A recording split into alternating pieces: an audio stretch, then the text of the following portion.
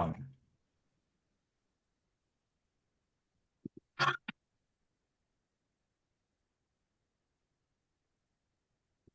don't know if you could hear that, but if you couldn't, that was the new theme of Dynamite. I'm so excited. We'll get into that in a bit more detail in a minute. But I'm joined. Oh, well, sorry. First off, welcome to the Hitting the Turnbuckle podcast.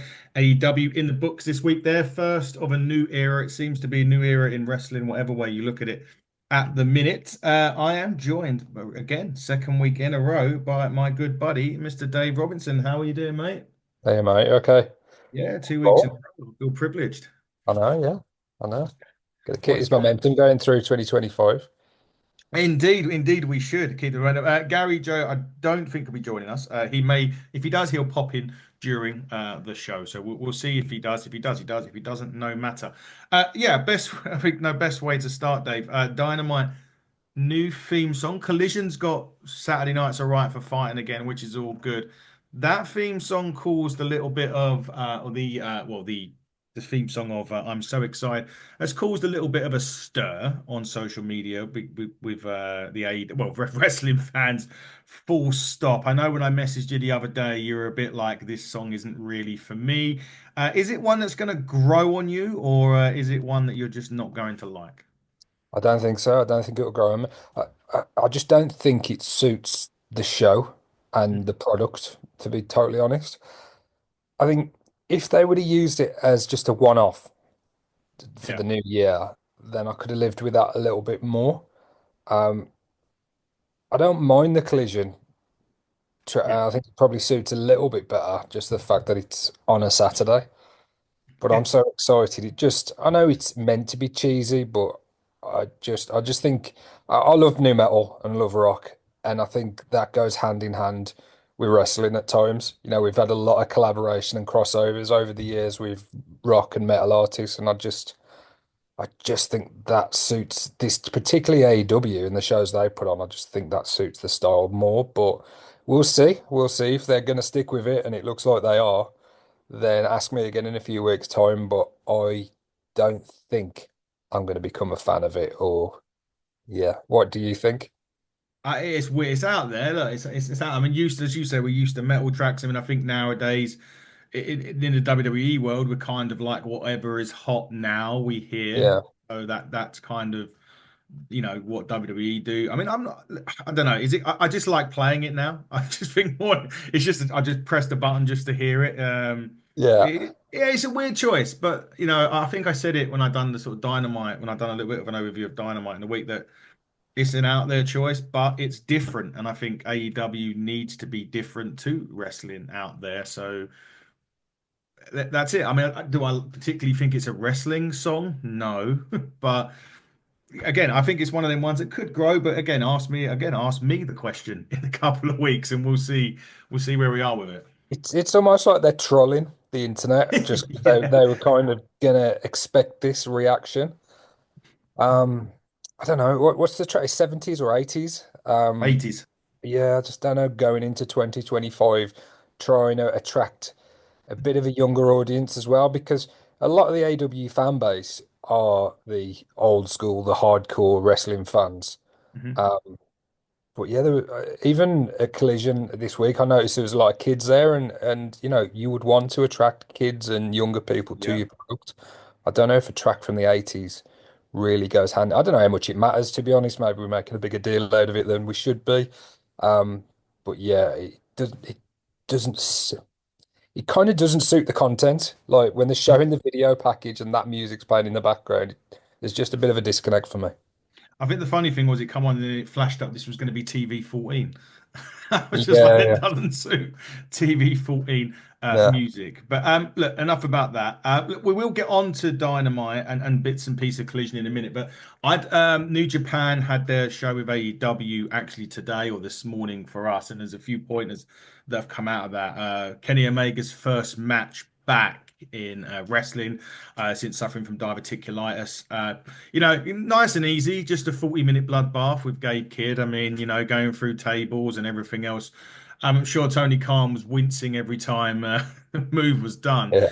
Um, just a bit about that. I know it was kind of a joint show, and it was a big thing. And I know we did see Kenny Omega at World's End last week. I think a criticism that I've been hearing from a few people that have watched AEW was, well, they didn't really follow up on that. They just said Kenny was coming back this coming week on Dynamite. And especially that he's had a match in New Japan, would you feel, if you were just an AEW fan, would you feel a little bit hard done by that arguably the best wrestler that you've got has been out for so long and his first match is actually over in Japan? And I suppose with the travel and stuff like that, that might have limited his ability to certainly be at Collision. Yeah. Perhaps Dynamite as well. I'm not sure. Not sure whether there were some other appearances as well, like media appearances, given the fact that, it was quite a big show and it was a cross promotion show. Um, Obviously, Tony Khan has had this relationship with New Japan and other companies now for the past few years. So it does seem like, although AEW is priority, he does seem to be willing to, lose some of his top stars. Because, yeah, with Kenny being missing for so long and such a miss for the company, you would think when he is available, he would be thrust straight back into action on an AEW program, not the cross promotion pay-per-view. But he kind of always has, and that's the freedom they're afforded in AEW, whether it's the indies, whether it's other promotions. I suppose from a timing point of view, it's coincided with him being ready to get back in the ring. So as long as he's on Dynamite next week and ready to kind of push on with AEW, I haven't got any massive complaints, to be honest. Cool. Yeah, no worries. I mean, I haven't either, to be fair. It was just I didn't know how an A like could be. I know it's caused a little bit of an issue where he wasn't technically on Dynamite this week, as you say, travel. I Yeah. know he done a press conference with Gabe over in Japan. The interesting one about this is Gabe Kidd has come out of this. I mean, we all know if we as British wrestling fans all know that he's an absolute star. He's a madman. He's a nutcase. But he's come out of this with such um, aplomb, basically, and I just wonder. I don't think he would. I mean, he definitely doesn't suit the WWE product at this minute. And I know AEW have got a roster the size of probably every man that slept with Katie Price. But, in general, would he be someone that you'd see there? I know he's done interviews saying that he's happy in Japan, and Zack Sabre Jr. has done things in Japan. And Zack Sabre Jr. has basically said that he's going to stay over there. He will come in and do sporadical appearances. But Gabe Kidd, do you think he'd be tempted by a move to AEW? I think they'll probably test the water at Forbidden Door, Yeah. given the fact that it's in the UK as well. Mhm. So I think that would be a great opportunity to introduce Gabe to that wider AEW fan base and audience. That might be the kind of acid test for that. It seems like Zach and others quite happy doing what they're doing in Japan, Mhm. and they've got the freedom to go through the Forbidden Door as and when all the promoters agree on it. So, but yeah, I think he'd be more suited to the AW style than the WWE style. So I don't think he's going to be doing anything dramatic in terms of going to WWE. I don't think that's going to happen anytime soon. So, yeah, we'll see. We'll see. We'll see. Obviously, Forbidden Door event that we should be all be attending. Once we know where it is and when the tickets go on sale. Over here, we've got to wait a little bit longer for that. I got a feeling until probably after March, so it won't be long between the announcement and the tickets in the way, obviously, if it's going to be at the O2, which is sounding like it is, we will be waiting at least until probably April. Because at the end of March, obviously WWE go there as part of their WrestleMania build and the contractual obligations that they've got with the O2 states that they can't physically announce another wrestling show until until that's done or there's a certain time frame in which they can announce something else. So yeah, we're gonna have to wait a bit longer. Oh, I would have thought Wembley Arena would have been perfectly fit for that. But Is WWE's show not a sellout? Or is what are those prices? Fucking hell! I mean, we it still available, are they? That's probably got something to do with it. mate. The pricing that I was seeing, if you would pay £171 to sit at the top of the O2, Yeah. make that, and that's twice. That's per ticket per show, or something like maybe just short of £100 to sit in a restricted view seat. And what is it, Raw? It's Raw. Well, it's Raw and SmackDown. They're doing double. They're doing a double taping just before WrestleMania. I think it's a week or two before WrestleMania. Yeah. So, you know, so I'm gathering. I don't know. I say I don't know the contractual obligations or how the stances, but I know that they can't if they go into the O2, they can't officially announce it until a certain time period with WWE, whether it's after their event or maybe 30 days before this event. I don't know what it is, but yeah, they can't do that. But at those prices, man, I'm not going strictly because of this pricing. I'm not paying. You know, I love wrestling. I'd love WWE, but I'm not going to be ripped off for a ticket. And No, no. if I can pick up a single, maybe then at a decent price. But I'll have a look at the tickets in a minute, just out of interest, see where they are, see what you can still get. But I'll do that as we roll on. Another bit, the Young Bucks won the IWGP Tag Team Championships again, which is good for them. Again, haven't been seen in AEW in a while. Maybe storyline stuff. Obviously, they dropped a private party. We know the stuff with Mox. We'll get on with that in a minute. But that's good to see. However, I've got to raise an issue. I'm not happy about something, and I really I read it this morning and I gotta admit it made my blood boil. Now, already over here in the UK, you're gonna have to pronounce the Japanese lady's name, Dave. What's her name? Mina Shirakawa. Thank you. She was the Revolution Pro Women's Champion, which was a kick from my point of view, which was a kick in the balls to begin with. You know, that's I don't like that. I don't like an import coming, and this isn't anything to do with racism or anything like that. I just have a thing is if you're a British independent company, your champion should be your roster or someone that, you know, you can bring in to defend it near enough every show, or at least be on near enough every show, regardless if you're defending the championship or not. So it's bad enough when Mina won it or Mira won it, whatever her name is. Um, Now Mercedes Moné has won that championship, and she won her match against her yesterday and or this morning and become a NWGP Strong, or she retained that and won the Rev Pro Championship. I just think with the amount of talent and the talented women on in British wrestling, there is absolutely zero need for Revolution Pro, for Progress, for any wrestling company over here to give a championship to an import as such. Now we know you're not going to. No, we go to shows. Me and Rachel go to a show over here, Rev Pro show called at the 229, which probably holds about I don't know 150, 200 people. You're not going to see Mercedes Monet there. You're not going to see her down in Southampton or St Neots or Portsmouth. They're going to save her, and you know, rightfully so, for the York Halls, the maybe the Coventry show, maybe the Copper Box in August. But that's not a champion, is it? And if you've got so much talent over here in the UK, why are you wasting your time giving a championship, apart from exposure, which I understand, to Mercedes Monet? Yeah, I mean, to be honest, as soon as she made that comment on Dynamite, I assumed they were going to go this way and put the title on her. Mm, And I was expecting this backlash from you because I knew that it wasn't going to, yeah, you weren't going to be very happy about it. But I suppose we'll see. Again, she's not going to be at many shows, is she? If no. any, there could be a situation where she holds the title and she doesn't actually appear for the company and drops the title at another show in America. So I don't know how well Rev Pro come out of that. I'm not sure. I'm not sure. Do they get a bit of exposure, a bit of a rub from AEW? Um, Seemingly that would have to be agreed, and everyone Yeah. would be have to happy with that for it to even, be a possibility. Mm, But I'm not sure. I'm not sure. It seems a little bit. It's a strange one. It's a strange. I mean, she's already got the two titles. yeah. Um, yeah. Apparently, it was a really good match, Oh, but yeah, I don't I'm doubt not it. sure. I'm not sure that title needed to be on the line at at Wrestle Dynasty anyway, because Rev Pro didn't have anything to do with the show. It wasn't as if it was a collaboration with Rev Pro as well, was it?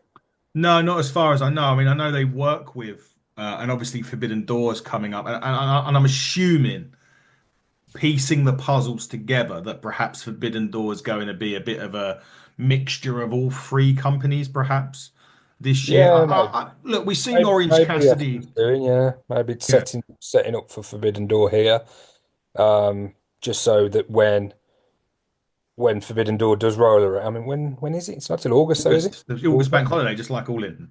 So it's a bit far away, really, for Hmm. Monet to hold that title for so long. If they were to do that, I don't think that's a particularly good thing for the women that kind of are there week in, week out, busting their asses on the Rev Pro shows. So, not sure. It'd be interesting to hear from one of those women and see what the talent's take on it is, whether it's a good thing for the company and ultimately for them, or yeah, I suppose it'd be you wouldn't really want to speak out against it. Not sure. Not sure. Maybe interesting. No, I mean I can speak out. I mean it's Yeah, fucking yeah. dreadful. Like I know they had Orange Cassidy come over and he defended his. He had the international or the whatever it was called before that. Yeah, it was the Shit. All Atlantic and the International, so it kind of fits in with that to a degree. And that was Yeah. the idea of the All Atlantic title when it was, when it came about in its inception, it was going to be defended around the world and at different promotions. But yeah, I don't think there was any need to involve that title. And even if they were going to do something for Forbidden Door, I don't think you need to do that in January. No, I don't Yeah. know. Yeah. Yeah. We'll see what happens. We'll see what shows she's announced. I mean, they've got a show February the 9th, which obviously rolls on to Ignite, so that's a no-go for us at the 229. No, it's in Southampton, fun enough. And the Rev Pro champion's going to be there, Michael Oku, but whether or not I mean, Mercedes Moné will do, I don't think so. if she is and she's committed to appearing at a number of Rev Pro shows, Mm. then and they get a bump in ticket sales and everything else off the back of it, then yeah, maybe that's good. But I think if that was going to happen, it should have happened on a Rev Pro show. Just Yeah, seems the wrong place for that title to change hands. yeah. The Mercedes did say that she was coming for it at a Rev Pro show. It wasn't there. It was via, a bit like when The Rock come back that time. It's via satellite. Yeah. So look, we'll see what happens. Whoever wins it from her was going, as long as it's one of the British ladies, will get a great rub. Don't get me wrong, you beat Mercedes Moné, it's a big thing. My gut feeling on this, and again, I just got a feeling someone like Jamie Hayter's going to win it, Mm. and it will stay in AEW kind of thing. I don't know. It's a bit of a bugbear anyway at the minute, but we'll see. We'll see. Ask me again in a couple. Again, once we see where she's here, ask me again. But yeah, not entirely happy with that at all. But I mean, if she wants to come for the Ignite Women's Championship, then maybe we can make something happen along those lines. But look, in all seriousness, no, I'm really not happy about that at all. If I was a women in England, I wouldn't be very happy. But anyway. Enough said. I will stop the ranting there. I don't think I have anything bad to rant about on AEW this week anyway. Aside from that, it was obviously AEW's first major show, Dynamite and Collision, the first one streaming on Max over in the States on their new TV deal. Um, we saw a bit on here. I did say, and I don't know if you've the Orange Cassidy Hangman Page match kicked off Dynamite. So Dynamite kicked off in the way that we've become accustomed to doing these podcasts with a good mate Orange. My slight criticism of that match is I kind of felt that the psychology was missing in it. The physical aspect was there, and you always get that at AEW. I just felt like I don't know something was the first hour of Dynamite for me. I just felt it was off a little bit. I don't know what you feel if watching Dynamite this week. Yeah, I think again going back to what we said about Kenny, I think with that first show on Max, you had the opportunity to do something a little bit different. And as good as Hangman is and Orange Cassidy are, um, it probably isn't the way I would have opened up the show, given the fact that it was streaming and you potentially got a lot of new eyeballs on the product.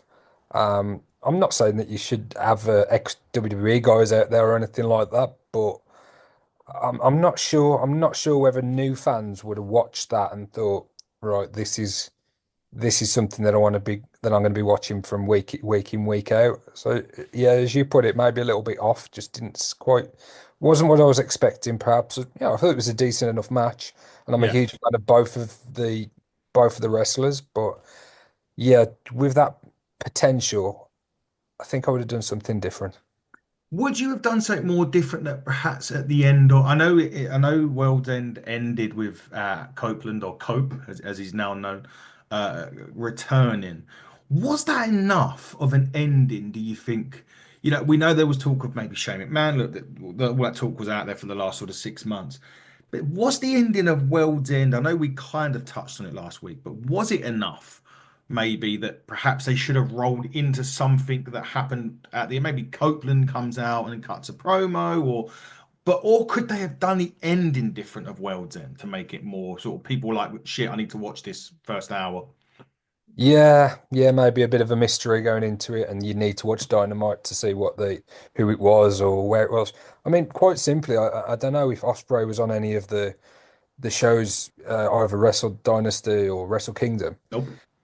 For me, I'd have had Will Ospreay coming out to open Dynamite Mhm. because, you know, look at the year he's just had, look at the matches he's just had.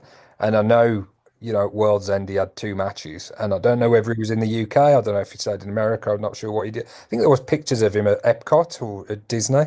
He was in On America over New Year. That's right. Yeah, so for me, that's the obvious choice, to open up the show with Osprey, whether that's Osprey in the ring, preferable, or whether that's Osprey on the mic setting something up. That's, he's absolutely white hot. So that's the way I would have started the show.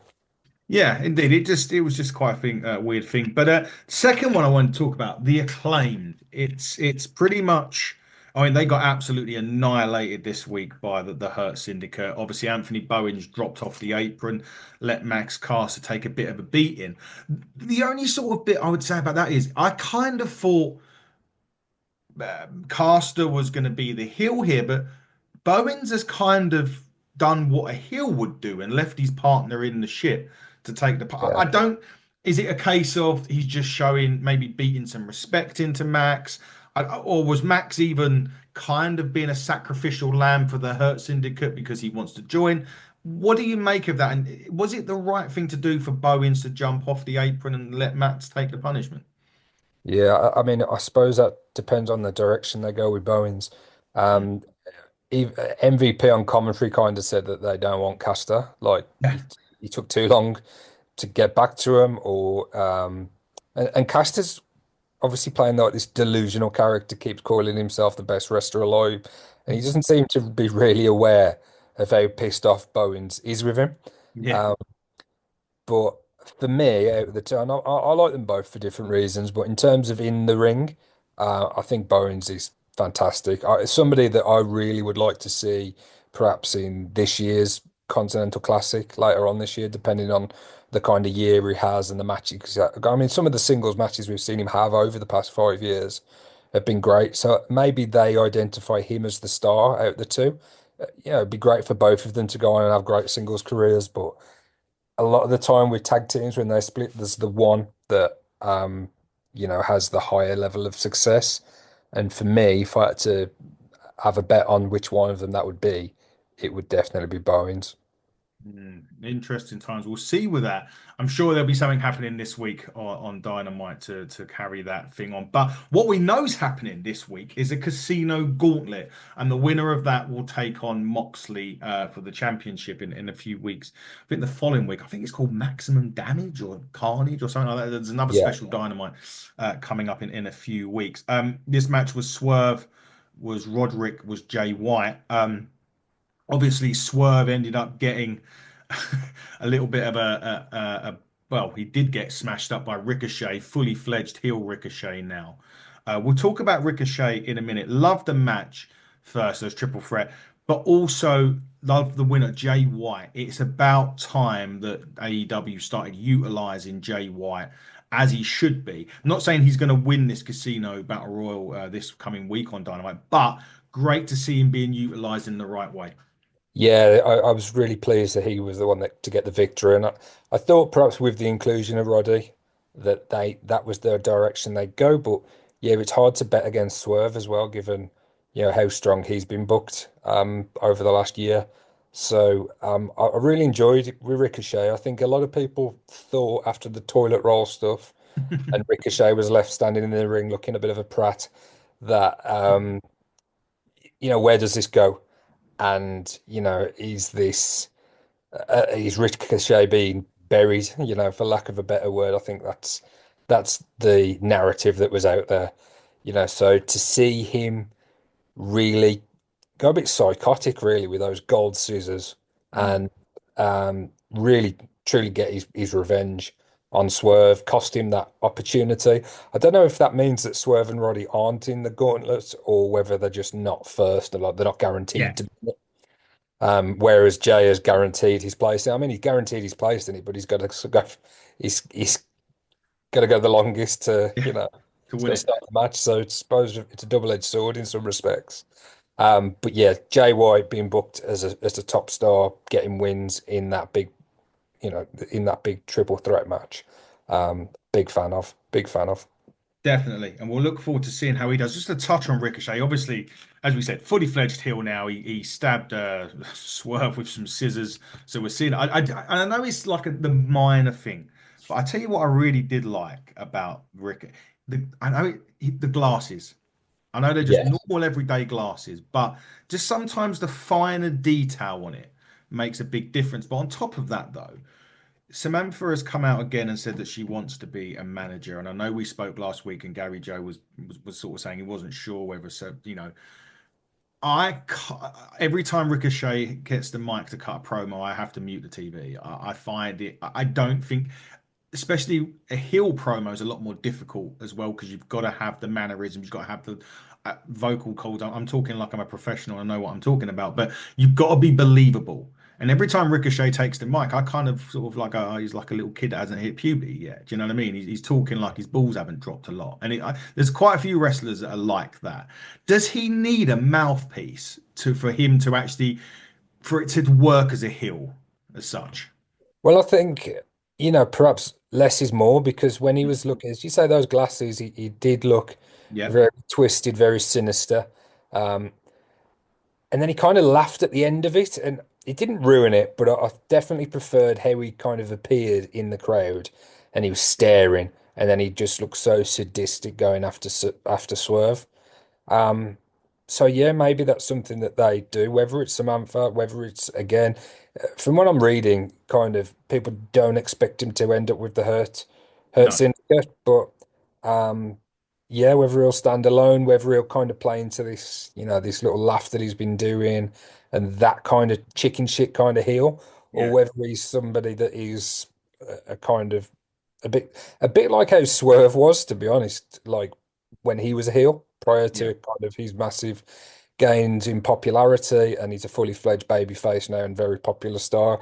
Even though he did some pretty deplorable things, that was all forgiven pretty quickly because he's cool. I don't think when you hear Ricochet talking backstage, like you said, he comes off as particularly cool at times. But wearing that suit and that white shirt was a nice touch as well as the glasses because it Yeah. fully showed the blood and yeah, really kind of put a finer point on that as well. So it'll be interesting to see what kind of heel Ricochet develops into over the next few weeks. Yeah, listen. I think the hill run could work. I'm just not convinced on the microphone that the hill persona comes off from a visual, audio, sorry, perspective. Visually, it does in the ring. Obviously, there's no question about what he does in the ring. But yeah, just wanted maybe to take a point. Would he or will he not get a manager? We'll have to wait and see.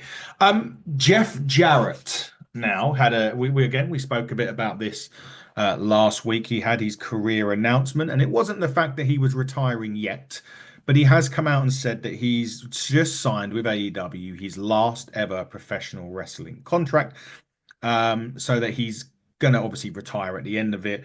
He wants to become AEW World Heavyweight Champion. Um, I did laugh when he said that, not to be disrespectful to Jeff Jarrett one bit, but I sat there and I was like, with all that talent that Tony Khan's already got on that roster, he can't be giving sentimental titles out to Jeff Jarrett just because he's leaving the company. Is it going to be, do you think he will do it? And if he does, is it going to be a mistake if they just give it to him for sympathy? I get it right. Sympathy. I struggle to get the Japanese names. I can't even do English. Yeah. I Given what it was in terms of he's extending his career, he's having one last run. Yeah. I really think they've missed a trick here. Remember when Ric Flair retired and he had that run, and next time, He loses. I Yeah, know, yeah. I know he did ultimately came back. 17 matches after retirement. He's still talking about it. But yeah, Yeah. I get your point. Yeah, that whole story of next time he loses, that's his, Yeah. that's it. I would have rather that, like really kind of Mm. back himself to string a load of wins together. Because when you've won that many matches, you can then justifiably say, Yeah, "Look, I've won 10 matches on the trot. I want an opportunity at the AEW World Title." And even if that's the way he goes out, losing against a champion, I don't know, and that could have gone on for a month, 6 months, a year. That could have gone on indefinitely, because you don't have to have him having a singles match every week. You could have him in tag matches. You can have him tagging with Jay Lethal. So for me, that's the way I would have done it. Um, so I've always been a Jeff Jarrett fan. I think seeing him as getting such strong babyface reactions is a bit strange because I've yeah, always associated Jeff as being a big hit from the Attitude Era to present day, really. I think some of his best work has been, you know, hit some of the heel work that he's done. But I don't begrudge him this last run. I think AEW have looked after a lot of the yeah. legends, even, we get to Collision, but involving the Rock and Roll Express again. They've done the Von Erichs have been on, and they never make them look stupid, whether it's veterans or whether it's retired or whether it's legends. So yeah, I don't begrudge him having one last run, but I would have done the next time he loses, he's got a retire story. I think that adds a lot of intrigue and Okay. a lot of emotion. Yeah, no, I agree. That could have been a good way of doing it. I just don't. I don't think he would warrant a world championship. But No. not to say, look, he's going to have great ones. You say, legend of the business. He's done a lot. He's TNA. I know he built TNA with his father, and he was probably one of the. He was the massive world champion in there, and it was one of those moments when Christian Cage did beat him for the title that the world rejoiced, and that's just because of how good of a character he actually was. I just think it'd be a mistake, AEW putting the title on him just because he's retiring, so to speak, or Yeah, and I don't think anybody will expects him to go ahead and win that title. no. So having his career on the line and not just doing it last minute, if I don't win, I'll retire, and having it in a longer story would have been a nice way to go. But yeah, we'll see. We will indeed. Main event of Dynamite this week was, of course, FT Rated R, sorry, against the Death Riders. Cope, as he's now called, because he was taken to talking to Renee Paquette backstage about it. He was just like, well, Moxley's Mox, and it has a kind of like a feel to his name, so he wanted to change it to Cope. Again, it's ruffled a few feathers online. I don't know why. It's his name, for Christ's sake. It's just his nickname, like you, Robbo, or me, Yeah. Cousins, or Ad, or whatever. So there's no real problem with it. They did pick up the win. They did set up a match for Collision against the Learning Tree. And for me, that's like going from, chicken salad to chicken shit. Like instead of the other way around, you've had the best, they had the best match on Collision. They're now going on Dynamite. They're now going to Collision and facing, I don't know. I don't even know the Learning Tree. I'm still a fan of it, but that bit just felt really weird. But they did win with the match with Moxley. I've got a feeling that I on this that Copeland will end up dethroning Moxley. However, I know MJF's after him as well. Well, that was a promo that MJF cut during Dynamite. But with the ultimate opportunist, Cope, he will come up against the ultimate opportunist in Christian, and Christian will cash in his shot and defeat Copeland after Copeland defeats Moxley. Yeah, I could see that happening. I think I would really like Copeland and FTR to go after the trios titles Yeah. rather than the world. But yeah, given the question mark over Christian and his cash in, I don't know if there's a limit on it. Whether I know there's plenty of time left to run on it yet, but I don't know Yeah. whether he can just do it whenever he wants or whether it's got to be within a year. And there's plenty of time left to go. He won it at all in. Um, it would make a lot of sense, though. It would make a lot of sense. But what I wanted to ask you, Ad, because I know you are a huge fan of Copeland and Edge in WWE. Mhm. Do you want to see one last Edge and Christian run in AEW? Is that something that interests you? Do you think that match against FTR is something that AEW would like to promote in the future?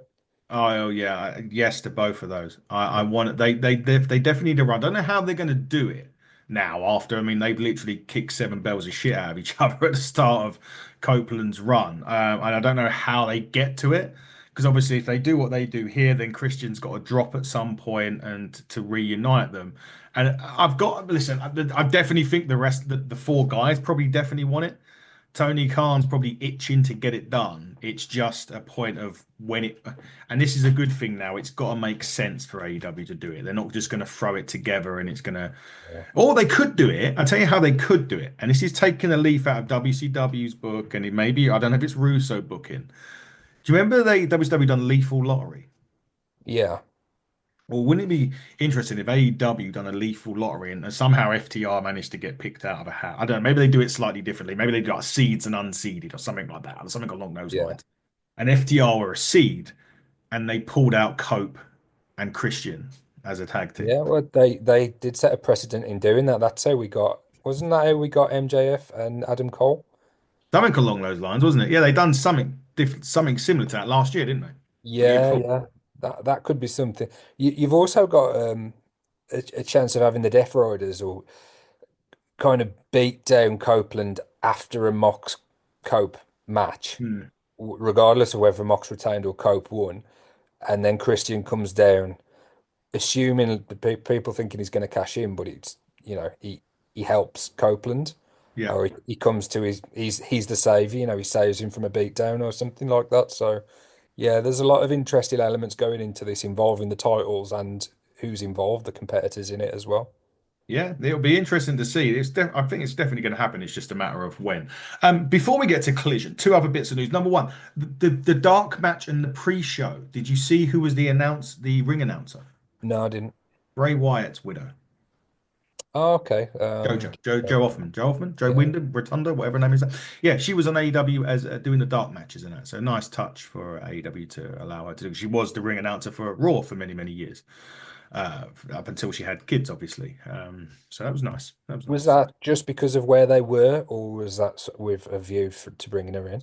I don't know. Okay. And I don't know. Well, I suppose she was there, so contractually, WWE, there's nothing. I suppose there's nothing they can do. She's not. I don't think she's under WWE contract anymore. I know that a lot of the stuff they done for Bray was given to her, and I think they're helping her, financially. Or I don't paying. I think it's all about paying up Bray's contract or Bray's under the contract kind of thing, where Yeah. proceeds and stuff. So I don't think she is. So the answer to your question is I actually don't know. And she was a great Yeah. announcer Yeah. for. WWE. So I don't know. It could happen, and if it does, it'd be nice. But it was just nice. I saw a picture of it on X, and it was nice to see her doing what she does best, really. And it was Yeah. announced whether she can travel. Obviously, travel commitments with the kids. I don't know. We'll have to Yeah. see. There was one other news I've actually just read as we've been on air, and you're a fan of Roosh, of La Faction England, everywhere them. Them. Yes, LFI. Russian Jalisco, and you may not have seen them on TV for a while. And I normally wouldn't say this unless it was from a reputable source, but this is Fightful we're talking about. So I can happily say this, and there's obviously an element of truth to this. Basically, what's happened was there was a lot of heat within the company. They had legitimate heat. They were one of the episodes of Rampage on the 13th of November. They were taking on Richard Holiday and Alec Price in basically a form of a squash. It was just an enhancement match where at the end of that match, Holiday was being treated and tended to by the doctors for a legitimate injury, and Dralistico proceeded to carry on stomping him while he was being tended to by the doctors. Doctors were annoyed about it, and this led to a change in plans as the Acclaim then defeated them on Collision to earn their spot in the Fatal Four Way, which was meant for LFI. So that's kind of a shame because I want, LFI, if I had to think LFI down to win that, I would have liked to have seen LFI in that fatal four way, but they've got to be very careful with this because, you can't go doing that in matches. I know maybe a language barrier, perhaps, I don't know, but it's still not good to see. And especially not good when someone like, Roosh is being kind of also punished for it. Yeah. Yeah. Yeah. I mean, Rouge has been in not hot water at times, but I think definitely there's been some concerns over his not so much conduct, but his physicality. But he wrestles a physical style. But yeah, stomping somebody after the match, and there is a precedent for punishing that kind of thing as well, Mhm. because I know Sammy Guevara was punished for Yeah. the incident with Jeff Hardy, wasn't it? Yes. So they do make people accountable, and yeah, Tony Khan has been accused in the past of being a bit of a pushover or not coming down hard enough on certain things and not being a boss. But Yeah. yeah, I certainly, if that is the case, as you say, there may have been a language barrier or miscommunication. You wouldn't imagine that somebody would just go into business for themselves on a national TV show.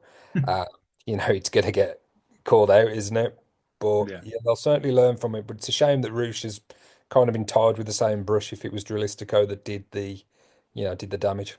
Yeah, a bit of a shame, but obviously they'll learn from it and move on. Collision now. A great way to open Collision. Garcia and Briscoe. They had a great match for the TNT Championship. Garcia coming out on top. They're tied 1-1. Are we going to need? They nearly went. They nearly went to the time limit. It was a 20-minute time limit, and they come close. I mean, we've got to need a rubber match now, right, between these two. Yeah, it was a great match as well. It was kind of reminded me of the earlier days of Collision when we had some of these longer matches and we had the time limit call, but Mhm. it didn't go to a time limit, which again I like that as well. I Yeah.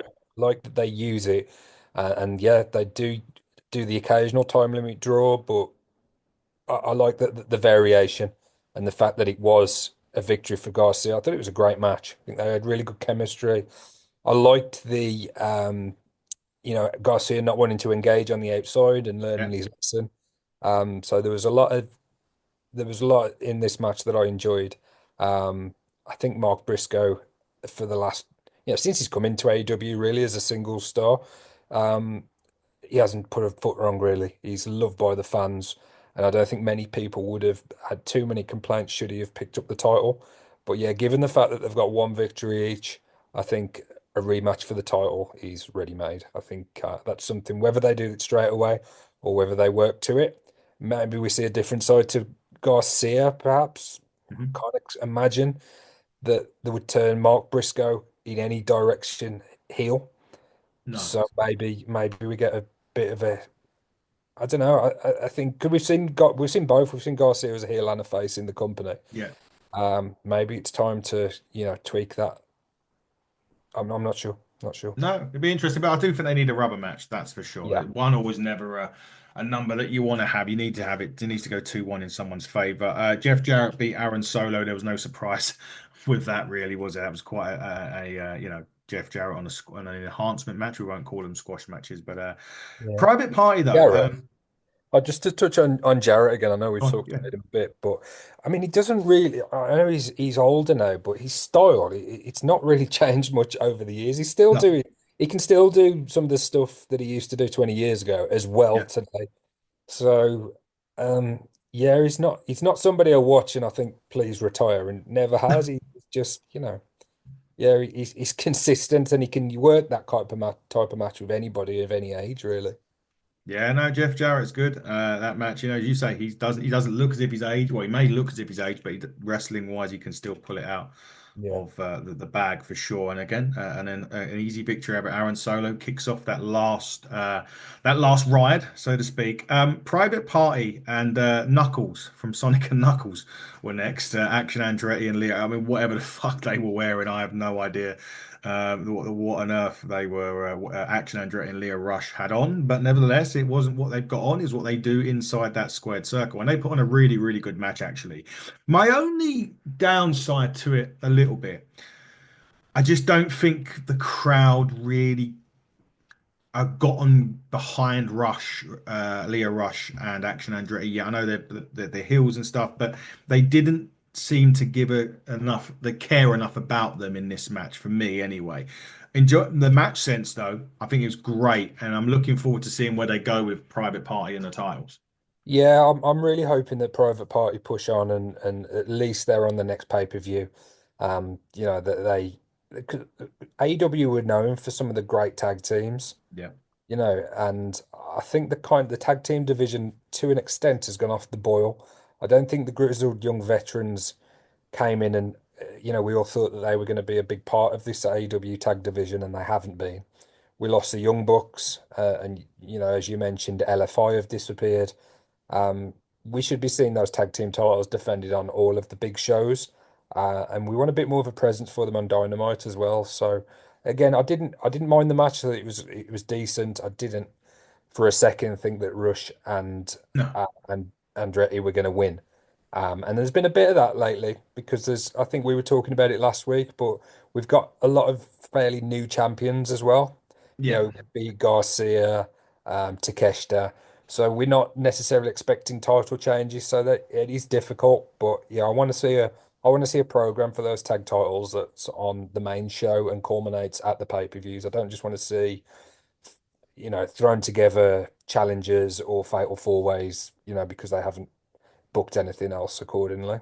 Yeah, no, definitely. So we'll see where it goes with it. But again, a great win for Private Party, and yeah, let's get them on the main shows. The rookie Tony Storm was back again this week. Deonna Purrazzo was her victim. I think they're capable of a lot more than what the match gave us. It was a fine match. Don't get me wrong. I do think that the two had great chemistry together, but I just think they were capable of having going a bit further with what they can do. But obviously, Tony Storm portraying the rookie that she is, it was just another fine way of getting her building up. And like I said last week, it was great that she's going from kind of the back of the line to the top.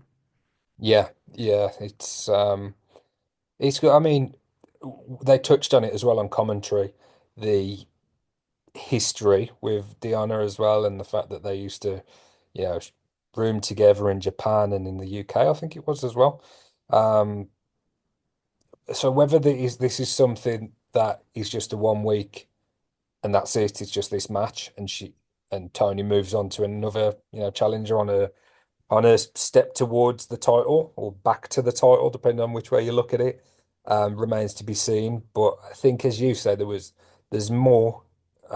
These two are capable of more if they're given the opportunity, and I certainly wouldn't mind kind of a bit of a feud.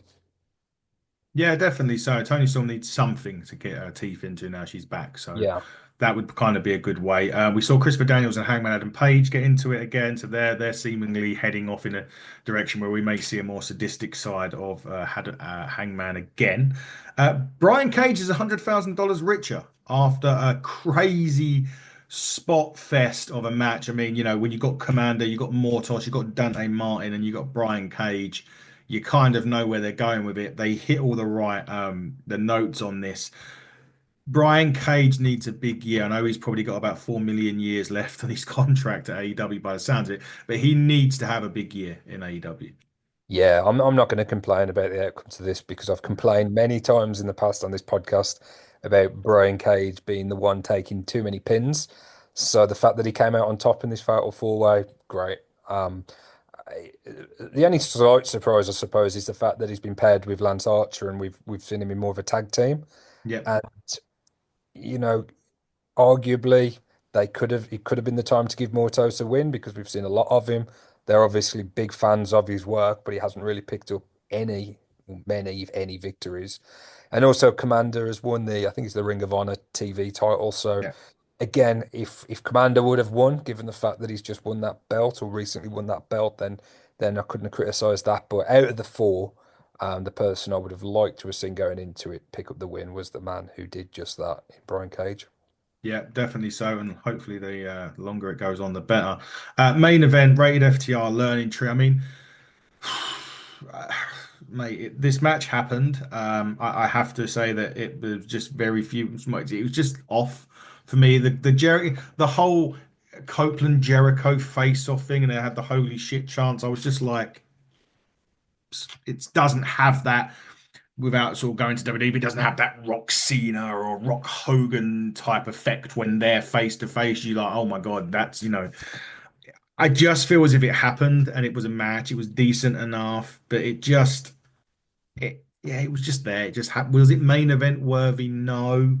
Moxley doing that with the Rock and Roll Express at the end was probably decent. They beat up the Outrunners as well. They got taken out, so that bit was good. But I just feel that match was unnecessary. Yeah, I think they've been a lot of the stars weren't there, were they? Because they were in Yeah, Japan.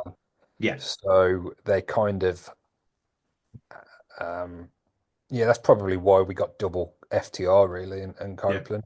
In saying that, as I said earlier, I'd quite like them to go after the trios titles. So if they can string some wins together and enter that program with Pac and Claudio and Mox, it just seems they want to go in the Mox Cope direction first, though. So we'll see. yeah. We'll see. Maybe we get a bit of both. I'd like to see the House of Black back involved with the Yeah. trios as well. I know we've got had Brody in another singles run in the C2. And I'm not sure on the status of Buddy at the minute. I'm not sure if he's fully fit or whether he's injured. Mm. But I think this year they could really, no, I've spoke about the tag division. I think the same with the trios division. They really need to put a bit more shine back on it because they've got the talent there. They've got the teams there. They just need to be given the time and the focus on Dynamite and Collision every week and lead up to those big matches that people will salivate over at the pay-per-views. Yeah, definitely so. We need something. We do need the House of Black back. I will definitely say that. I'm not sure myself on Buddy. I know Brody was over in Japan this week. Yeah, he was And against Finley, was not it? sh he took. Oh, I can't remember who he fought. I can't remember who he fought. Oh, it was Finley, David Finley. Yes, Dave Finney, because he's another one whose contract's coming up. Okay. Renewal, Dave Finley. So yeah, that was happened. So that did happen. But look, overall, I'll tell you what I did notice overall this week on AEW, production wise, the lighting, the camera angles, that looked a lot better on the new from streaming on Max. That looked a hell of a lot better, and it just looked. Sometimes it has that darkened feel to AEW. It looked a lot more lighter. The production looked a bit more on point, and hopefully we see more of that going forward, though. Yeah, no, I haven't seen anything in the aftermath, and I don't know how they tell with streaming in terms of viewing figures and how many people are checking out, how popular it is. I'm Mm. sure there's ways of doing it and monitoring it. So it'd be interesting to see what type of bump the product gets. The fact that it's accessible to so many more people now. Same next week. Going like I'm very interested in watching Raw on Tuesday and seeing the kind of reaction to it on Netflix and see if a lot of old fans come back and whether it's sustained, whether it's something that um, they just do it because it's a bit of a novelty. I've got friends, that have been talking in WhatsApp groups today, two different groups, about some of the 99 and 2000 pay-per-views and stuff, Mm. that content that's on Netflix, and they've gone down memory lane, and perhaps they don't watch much wrestling anymore. But when everybody watched it back in that Attitude Era period, they've got a lot of fond memories, and maybe that will influence quite a number of people to tune in and check out the show next week. Yeah, definitely. I mean, in terms of television viewers, 589,000 watched on TNT. Yeah, TNT Yeah, this week. So that was the television views. I don't know about the streaming figures. I don't know if they'll come out or not. But yes, if in terms of talking about the WWE, yes, they have absolutely. It's literally going to be WrestleMania tomorrow. Tomorrow night to watch that. But going into the Casino Royale Gauntlet thing, one last question before we wrap up. Are we going to see Speedball Bailey debut in that this week? I think so. I think so. I mean, we've had a couple of these gauntlet matches now, and the one at All In was Yeah, fantastic. You yeah. had a few surprises, not only Ricochet, but you had Nigel McGuinness. I'm not sure if there was another surprise in there, but AEW do well with surprises, and I'm sure Speedball will be the big, um, new signee. Whether he wins it, I would say probably not, but certainly I think that would be a great way to bring him into the company. Yeah, it'd be great. We'll see if it happens this week. We will obviously see what happens this week. Coming up this week for us, we're quite busy as always on the channel. We have our Independent Showcase series this week. Presenter and commentator Simon Hill will join us for that. We've got North Wrestling joining us as well. We've got a good buddy Tig that's joining us for the Independent Showcase. Shelly Martinez is recording with us this week, as is Hollywood Haley J. So busy week for us on here. We're looking forward to getting out and about as well. We're going obviously back home to Ignite in 5 weeks today for our first show of the year. Our title, Dave, is not being defended. I don't know if you've seen the video, but Mark True has refused to compete. Okay, yeah, I did see something about it. I wasn't sure his reasons behind not competing. Has Oh, he he's a bit upset elaborated? because we apparently we stacked the deck against the poor soul as champion, and he's not happy with the fact that we've stacked the deck against him in his two defenses that he's had. Okay, he won't be at the next show at all then. No, no title is not being defended, but we are going to be crowning a new number one contender in a match to be announced in the coming weeks or so. So, yes, Cool. that's the things that are happening. But that's this week. So a lot going on. Obviously, review shows, Raw, definitely. AEW will be doing again. Dave, it's always good to see you. Hopefully you'll be back next Sunday alongside Gary Joe. Hopefully he'll be able to. He's been asleep. He's stayed up to watch Wrestle Dynasty and all of that Oh, stuff. okay. So poor soul needed a rest. So that's why he wasn't with us today. So anyway, on that note, Dave, as it's AEW, finish us, serenade us off the air. So he's returned to action, so we might be hearing it from the man himself on Mhm. Dynamite, but it's time to bid you all adieu, goodbye, mwah, and good night. Bang. Stay safe, everybody.